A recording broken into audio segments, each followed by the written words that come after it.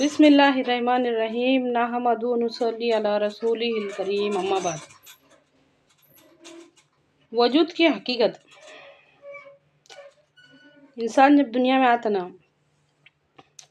बच्चा बन के आता, फिर जैसे जैसे वो बड़ा होते जाता उसकी एक पहचान बनते जाती।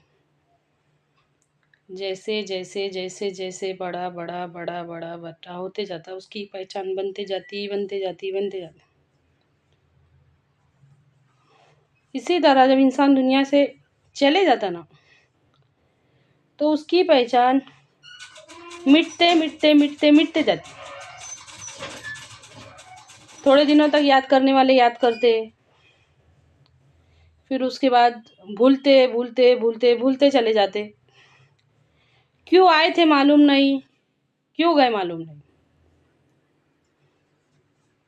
सोच के देखो, हमारे जो दादा के दादा परदादा, उनके आबा व अजदाद, उनके दादा, हमारे जो पुराने जितने भी आबा व अजदाद थे, क्या है आज उनका नामो निशान दुनिया में बाकी।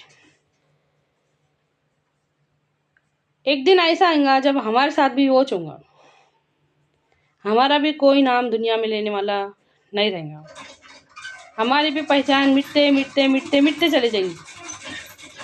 भूलते चले जाएंगे। क्यों आए थे मालूम नहीं, क्यों गए मालूम नहीं। लेकिन अगर हम ऐसा कुछ करके जाए,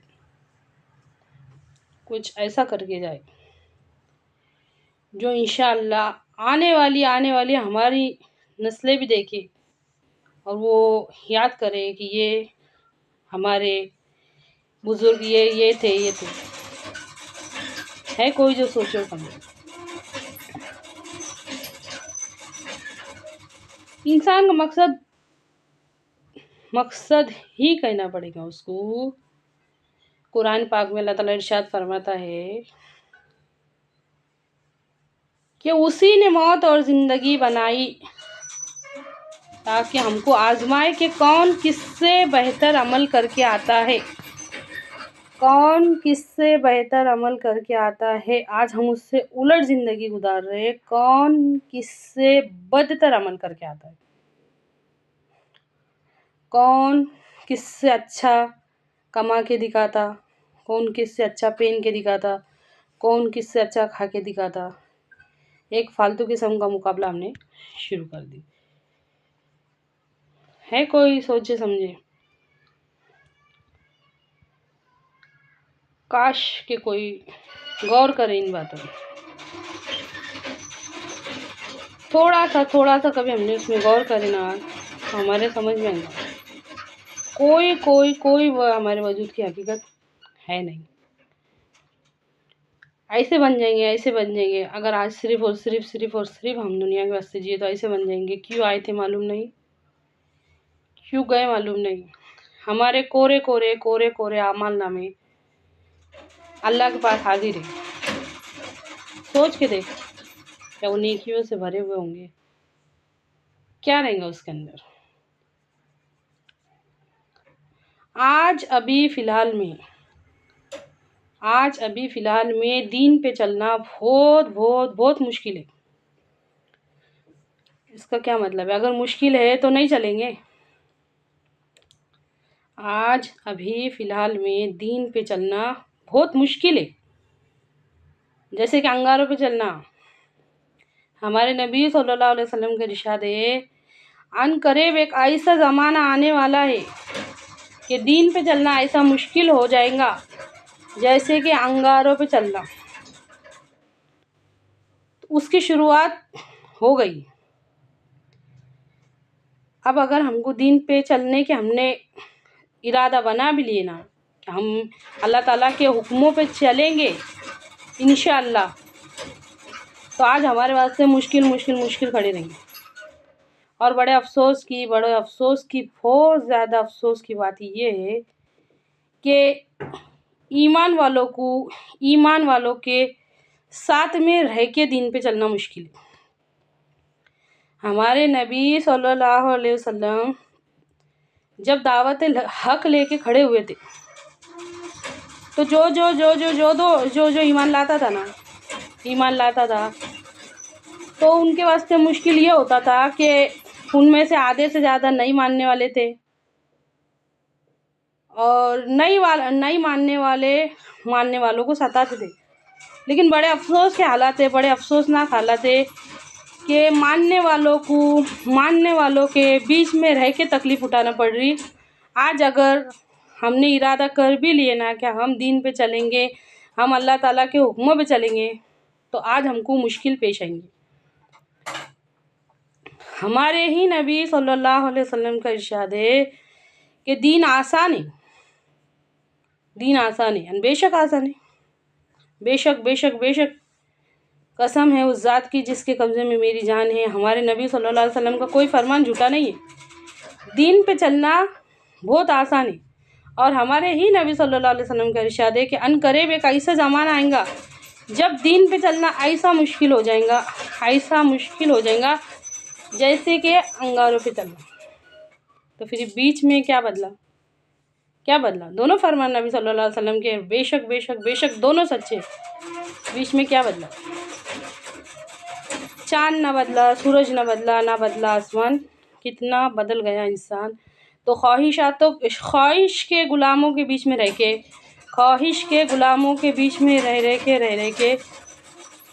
दीन पे चलना बहुत मुश्किल है।